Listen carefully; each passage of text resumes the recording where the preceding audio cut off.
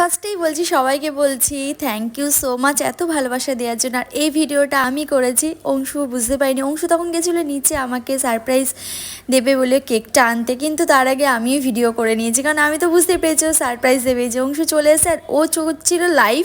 এটা হচ্ছে আমাদের পেজ থেকে, যেটা অংশু সানা পেজ, ওখানে গিয়ে তোমরা ভিজিট করলে লাইভটা পুরো দেখতে পারবে। আর মায়ে আমাকে প্রথম এটা গিফট দিল আমার বার্থডের। তো মা দেখলাম সিঁড়িতে, আমি যখন ওই ঘরে যাচ্ছিলাম মা দেখলাম সিঁড়িতে দাঁড়িয়ে আছে। ঠিক আছে, আমি তো দেখে ফেলেছি মা দাঁড়িয়ে, আর অংশু টুক করে দেখলাম নিচে চলে গেল। আমি তো বুঝতেই পেরেছি ও আমার জন্য কেক আনছে, কারণ এটাই স্বাভাবিক ব্যাপার। ওর বার্থডে হলে আমি ওকে সারপ্রাইজ দিই, আমার হলে ও ওকে।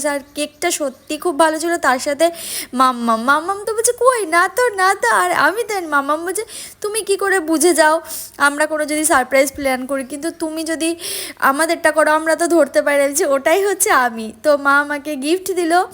এইবার অংশু আমাদের পেজ থেকে লাইভ করছে। তো আরেকটা কথা, যারা যারা আমাকে উইশ করেছে তাদেরকে অসংখ্য ধন্যবাদ আমাকে এত ভালোবাসা দেওয়ার জন্য। আমি কি বলবো, কি সবাইকে থ্যাংক ইউ। আর কেকটা সত্যিই অসাধারণ কেকটা ছিল, অসাধারণ কেক।